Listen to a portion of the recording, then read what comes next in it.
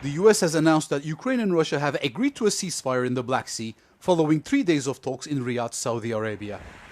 In separate but nearly identical statements, the White House confirmed Kiev and Moscow will ensure safe navigation, eliminate the use of force, and prevent commercial vessels from being used for military purposes. Ukraine's Defense Minister Rustem Umerov clarified Kiev's position, warning that any movement of Russian military vessels outside the eastern Black Sea would violate the agreement. Meanwhile, senior Russian official Grigory Karasin described the talks as very interesting, difficult, but quite constructive. Both countries also pledged to develop measures to ban strikes against energy facilities. These discussions did not involve direct talks between Ukrainian and Russian officials. While the US committed to helping Ukraine secure prison exchange, civilian releases, and the return of forcibly transferred children, it promised Moscow assistance in restoring access to global markets for agricultural and fertilizer exports.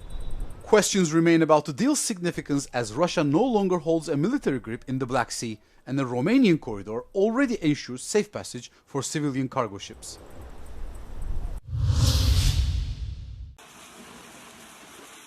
Russia launched a barrage of around 140 drones on Ukraine overnight, striking 7 regions of the country and injuring several people. A residential area in Kherson was one of the regions affected by the shelling. Several private homes were damaged, but no casualties were reported, according to local authorities. У хаті були, спали. Перший прильот був, ми підскочили, в коридор побігли. І тут же другий прильот. У нас у кухні так вікна розчихнулися, потолки попадали. Ми в коридорі стоїмо. Мене всю затрусило, я оделася, вискочила, як зайшла, а тут оце таке. The Russian Defense Ministry said on Tuesday that Ukraine had continued what they say were deliberate drone attacks against Russia's energy facilities. These attacks come as the two countries continue talks with US officials on a potential ceasefire deal.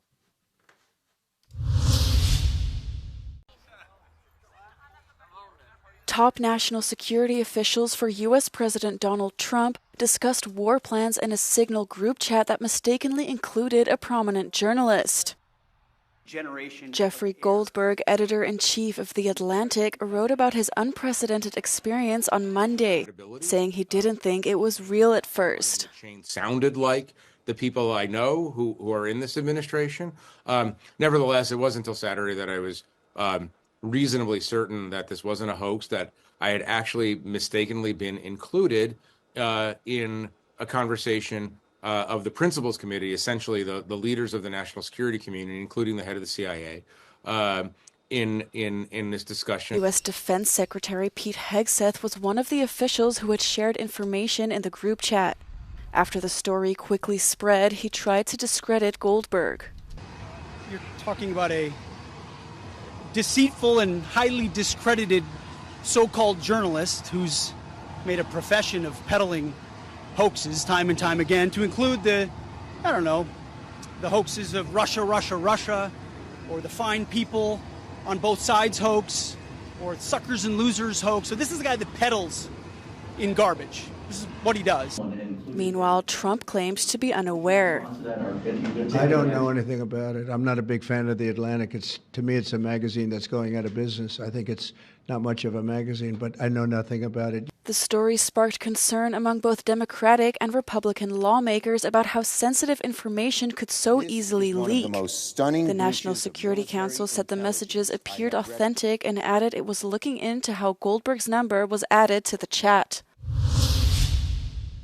Mass protests in Turkey continued for the 7th night on Tuesday as thousands of opposition supporters rallied outside Istanbul City Hall in support of the jailed mayor, Ekrem İmamoğlu. Police dispersed the protesters who gathered waving flags and chanting slogans. Earlier, President Recep Tayyip Erdogan once again warned the protesters to know their limits. Herkesi sınırlarını bilmeye, ölçüyü korumaya, hak arama ile hakaret ve vandallık arasındaki çizgiyi geçmemeye davet ediyorum.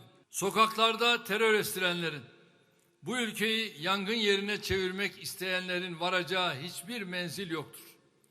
Girdikleri yol çıkmaz sokaktır. Meanwhile, the head of Turkey's main opposition party visited Imamoglu in prison on Tuesday, where he held a 2-hour meeting. Arrested on 19 March on corruption charges, Ekrem Imamoglu is seen as the main challenger to President Erdogan's 22-year rule. His arrest has sparked demonstrations in cities across the country. At least 23 people were killed in overnight Israeli airstrikes on Gaza, Palestinian medics said on Tuesday. Several hospitals across the enclave announced they had received bodies, including several children. It comes as the United Nations announced on Monday it would reduce its presence in the Strip by about 100 staffers after an Israeli tank strike hit one of its compounds last week. The strikes claimed the life of a UN colleague from Bulgaria and left 6 others from France, Moldova, North Macedonia, Palestine, and the United Kingdom with severe injuries, some of them life-altering. The location of this UN compound was well known to all the parties in the conflict, and I reiterate that all parties to the conflict are bound by international law to protect the inviolability of United Nations premises. A building belonging to the International Committee of the Red Cross was also hit by the Israeli military. Israel said it fired on the building by mistake after falsely identifying a threat from militants. The operations of aid workers has been heavily affected since the ceasefire in Gaza collapsed last week, according to a spokesperson of the UN's humanitarian office, although the full impact of a UN staff reduction remains unclear. Israel has also cut off all food, medicine, aid, and other supplies to Gaza's population for the past 3 weeks. The Dutch Ministry of Defense has confirmed it aims to more than double its military personnel, from 70 to 200,000 by 2030. The announcement was made in a letter from the country's State Secretary for Defense to the House of Representatives, who explained that times are changing. Het wordt steeds onveiliger. Dat geldt ook voor Nederland. Nou, onze bondgenoten die vertonen ook af en toe wat terugtrekkende bewegingen. En dat betekent dat Nederland op zijn eigen benen moet kunnen staan. In order to increase the size of the armed forces, the government will send a survey to all young people who are called up at the age of 17 to get them interested in serving. This is currently voluntary, but could become mandatory if expectations are not reached, says the government. It also aims to increase the number of reservists, those who work part-time for the armed forces, often combining their service with civilian work or studies. The EU is not yet ready to issue so-called Eurobonds to boost much-needed defense capabilities. In an exclusive interview with Euronews, the EU's defense commissioner said he expected member states to make use of the 5 proposed options under the Rearming Europe plan, before considering further steps. Eurobonds, it means that the European Union will have the bigger debt, which will need to be serviced again by all the member states. And now we have exactly, in some ways, a challenge what to do with Eurobonds which were issued during pandemic, how to repay. The EU's debt payments from the grants issued in response to the COVID-19 pandemic are expected to run between 25 and 30 billion annually, which the bloc has not yet decided how to repay. For the next 4 years, in some kind of idealistic scenario, if all the member states will start to spend 3.5%, during the next 4 years it will be 2.4 trillion euros spent on defense. So it's quite a big amount of money. The question is, will it cover all the needs, or we shall need to have additional funding? To achieve this, the EU is trying to give its member states more fiscal leeway to increase defense spending. But first, they have to agree on what they mean by defense spending. Countries such as Spain and Italy argue that the definition should be broadened to include spending on counterterrorism, climate change, and other security investments. Kubilius disagrees. We need to fight against climate change. We need to fight for social things which are also very important. But let's do job by job. Defense is defense.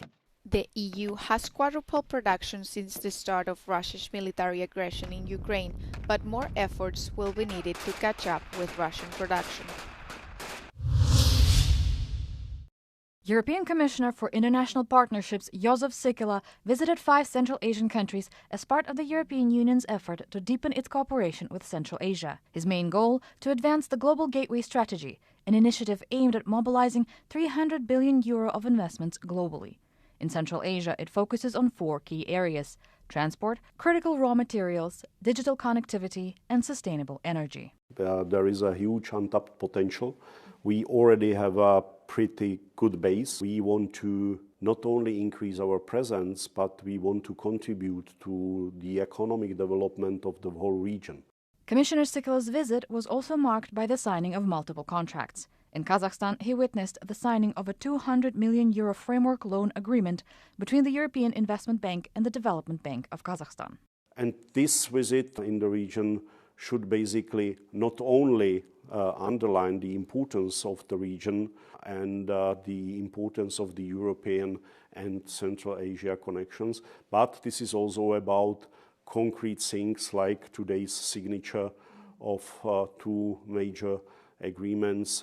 In Turkmenistan, discussions centered on the Trans-Caspian Transport Corridor, a key trade route linking Central Asia and Europe. Tajikistan and Kyrgyzstan focused on expanding hydropower and renewable energy, while Uzbekistan signed 2 major agreements to improve connectivity, especially in rural areas.